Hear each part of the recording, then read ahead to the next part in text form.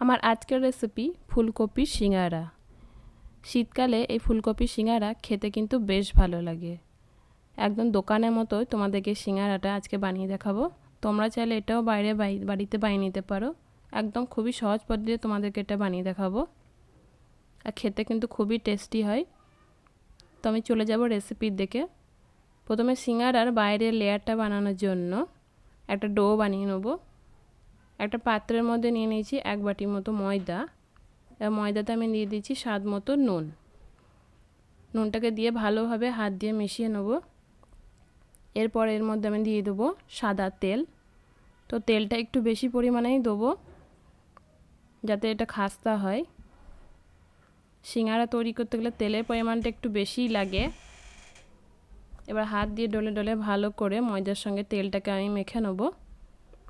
সিঙ্গারার বাইরের লেয়ারটা তৈরি করার জন্য ময়ান দেওয়াটা বেশি হচ্ছে ইম্পর্টেন্ট, যাতে বাইরের লেয়ারটা খুব ভালোভাবে খাস্তা হয়। তো হাত দিয়ে একটু টাইম নিয়ে ভালো করে ময়ান দিয়ে নেব। ঠিক এরকমভাবেই ময়ানটা দিতে হবে। তো ময়ানটা দেওয়া হয়ে গেছে।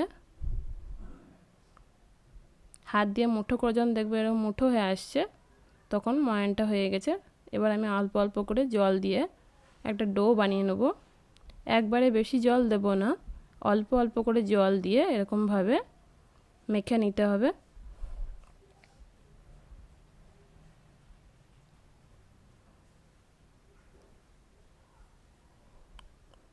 তো এইভাবেই ডোটাকে আমি বানিয়ে নেব।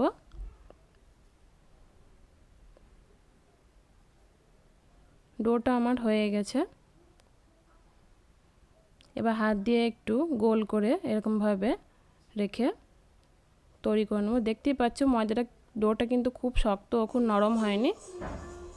এবার আমি একটা মশলা তৈরি করে নেব। পাত্রের মধ্যে নিয়ে নিচ্ছি 1/2 চামচ পরিমাণ ধনের গুঁড়ো, 1/2 চামচ পরিমাণ জিরের গুঁড়ো, 1/2 চামচ পরিমাণ গরম মশলার গুঁড়ো, ঝালের জন্য দিয়ে দিচ্ছি 1/2 চামচের মতো লঙ্কার গুঁড়ো, আর দিয়ে দেবো 1/2 চামচ পরিমাণ আমচুর পাউডার। আমচুর পাউডারটা অবশ্যই অ্যাড করবে। আর দিয়ে দেবো 1/2 চামচ পরিমাণ চাট মশলা। এবারে মশলাগুলোকে সব একসঙ্গে চামচের সাহায্যে মিক্স করে তৈরি করে নিয়েছি। আমার মশলাটা তৈরি হয়ে গেছে। এবার চলে এসেছি কিচেনে। কড়াইয়ের মধ্যে অল্প পরিমাণ তেল দিয়ে এবার ফুলকপিগুলোকে ভেজে নেব। তোমরা দেখতে পাচ্ছ ফুলকপিগুলোকে আমি খুবই ছোট্ট ছোট্ট করে কেটেছি। ডাঁটগুলো বাদ দিয়ে শুধুমাত্র ফুলগুলোই নিয়েছি। তো এরকমভাবেই কিন্তু ফুলকপিগুলো কেটে নিতে হবে। এবার ফুলকপিগুলোকে আমি নেড়ে চেড়ে ফুলকপিগুলোকে একবার নাড়ার পরে এবার সামান্য পরিমাণ নুন দিয়ে দেবো। নুন দেওয়ার পরে ভালো করে নেড়ে চেড়ে এটাকে আমি 5 থেকে 6 মিনিটের জন্য ঢাকা রাখবো যেন ফুলকপিগুলো সেদ্ধ হয়ে আসে। 5 মিনিট পর ঢাকনা খুলে নিয়েছি। এরপর আমি আবার একবার নেড়ে দেবো ভালো করে। ফুলকপিগুলো বেশ ভাজা ভাজা হয়ে গেছে। এবার এটাকে আমি একটা পাত্রের মধ্যে তুলে নেব। ফুলকপিগুলো আলাদা করে সেদ্ধ করার কোনো দরকার নেই। এরকমভাবে ছোটো ছোটো করে কাটলেই ফুলকপিগুলো দেখবে সেদ্ধ হয়ে যাবে। ফুলকপিগুলো পাত্রের মধ্যে নিয়ে নিয়েছি এবং কড়াইয়ে আবারও অল্প পরিমাণ তেল নিয়ে নেব। তেল দিয়ে কিছু চীনাবাদাম নিয়েছি। চীনাবাদামগুলোকে ভেজে নেব ভালো করে। চীনাবাদাম দিলে বেশ ভালো লাগে। চীনাবাদামগুলোও ভাজা হয়ে গেছে। এগুলোকে তুলে নেব পাত্রের মধ্যে। আবারও 2 চামচ মতো পরিমাণ তেল নিয়ে দিয়েছি।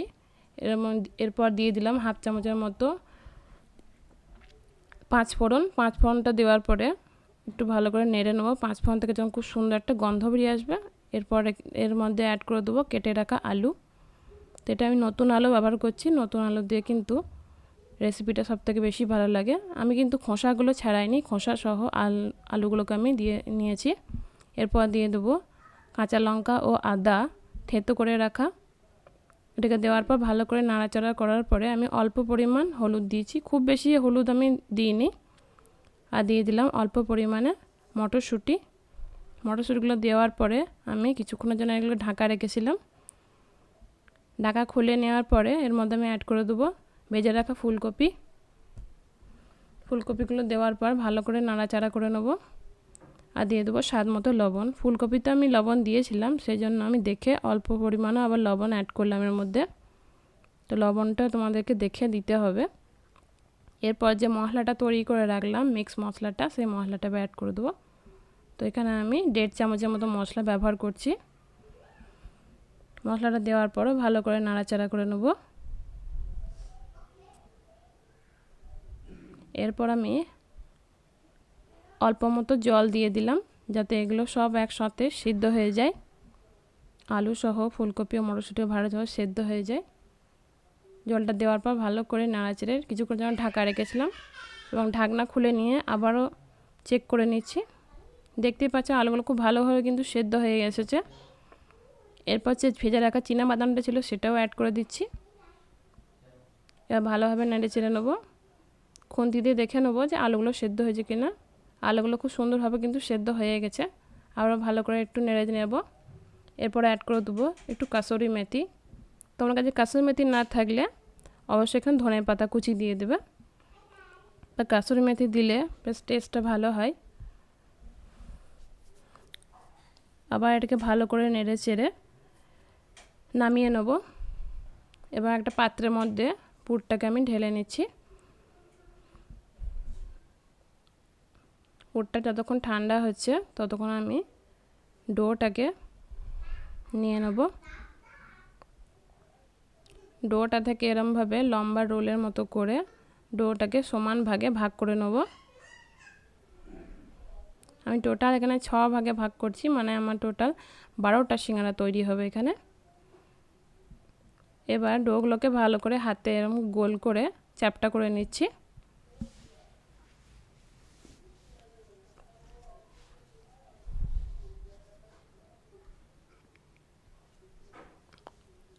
আমার সব ডোগুলো চ্যাপটা করা হয়ে গেছে।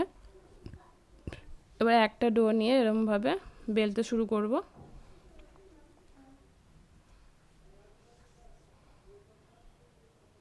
ডোটা বেলার সময় অবশ্যই হালকা একটু ময়দা নিয়ে নেব। খুব বেশি ময়দা দেওয়ার দরকার নেই, হালকা একটু ময়দা দিলেই হবে। এবং এটাকে আমি আবার ডিম্বাকৃতি মতো করে বেলে নেব। চারিদিকে যেন সমানভাবে বেলা হয় এরকম করে বেলে নেব। এবার মাঝখান থেকে 2 ভাগে ভাগ করে নেব। দেখে বুঝতে পারছো যে এটা খুব একটা মোটা বা খুব পাতলা হয়নি। এরকমভাবেই বাকি ডোগুলো থেকে আমি লেচি কেটে নেব।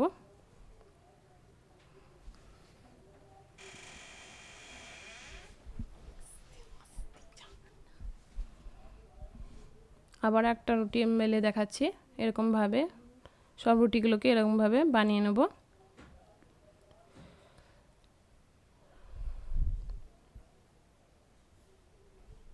আমার একটা রুটি একটু সাইডটা মোটা ছিল বলে একটু বেলুন দিয়ে একটু বেলে নিলাম।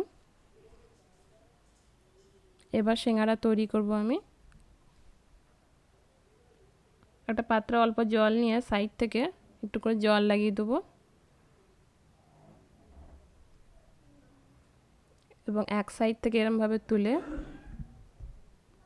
হাত দিয়ে এরকমভাবে এক সাইডটা এরকম মুড়ে নেব, এবং সাইডের পেছন দিকটাকে একটু চেপে চেপে হাত দিয়ে এরকমভাবে চেপে দেবো, যেন কোনোভাবে খুলে না যায়। এদিকে বুঝতে পারছো রেসিপিটা বানানো কিন্তু খুবই সহজ, তোমরাও কিন্তু বাড়িতে বানিয়ে নিতে পারো। আর এই শীতকালে ফুলকপির সিঙ্গারা কিন্তু খেতেও খুব ভালো লাগে। তোমরা চাইলে তোমরাও বাড়িতে বানিয়ে নিতে পারো। এবার আমি পুরটাকে ঢেলে দেবো। খুব বেশি পুর আমি দেবো না, কমসে কম 2 থেকে আড়াই চামচের মতোই বেশি পুর দেবো। খুব বেশি পুর দিলেও ভালো লাগে না। এবার পুর দিয়ে আমি টোটাল আড়াই চামচের মতোই পুরটা দিয়েছি। এবার সামনের দিক থেকে পেছনের দিকে নিয়ে এসে এটাকে এরমভাবে ভালো করে চেপে দেবো। মুখটাকে ভালো করে চেপে মুড়তে হবে, নাহলে ভাজার সময় কিন্তু খুলে যাওয়ার সম্ভাবনা থাকবে।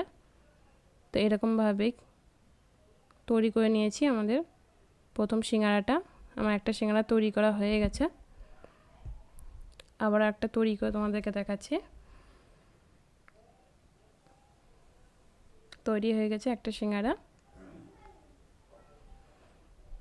বাড়িতে তৈরি করলে এরকম মিডিয়াম সাইজেই তৈরি করাই ভালো, কারণ দোকানে থেকে বাড়িতে তৈরি করলে এরকম মিডিয়াম সাইজেই তৈরি করো। খুব বেশি বড় করে তৈরি করলেও বেশি ভালো লাগে না, এরকম মাঝারি সাইজই ভালো। আবার একটা তৈরি করে দেখাচ্ছি তোমাদেরকে। দুই দিক থেকে এরকমভাবে জয়েন্ট করে পেছন দিকটাকে এরকমভাবে চেপে চেপে হাত দিয়ে মুড়িয়ে নিয়ে তৈরি করতে হবে।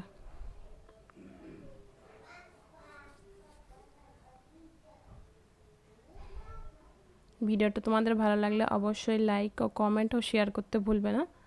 আর আমার চ্যানেলটাকে অবশ্যই সাবস্ক্রাইব করে নিও।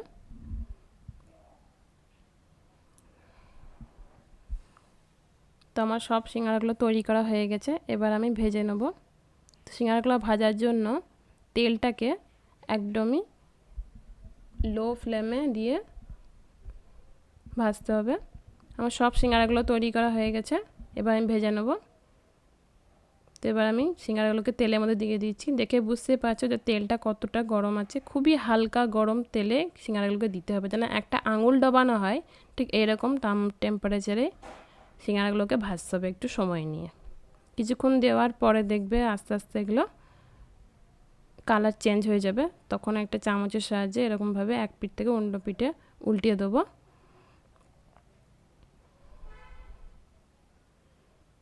আস্তে আস্তে দেখবে এটা খুব সুন্দর একটা কালার চলে আসবে। আবারও ভালো করে এই পিঠ ও পিঠ করে আমি ভেজে নেব। তো একটা পারফেক্ট কালার চলে এসেছে। সিঙ্গারা যেরকমভাবে ভাজা হয় ঠিক সেরকম একটা কালার চলে এসেছে। এবার আমি ছাঁকনির সাহায্যে তুলে নেব।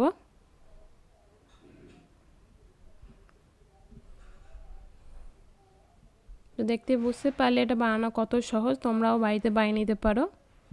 রেসিপিটা ভালো লাগলে অবশ্যই লাইক কমেন্ট ও শেয়ার করতে ভুলো না। তোমাদের সঙ্গে আবারও দেখা হবে আবার একটা নতুন রেসিপির সঙ্গে। ততক্ষণ তোমরা ভালো থেকো, সুস্থ থেকো।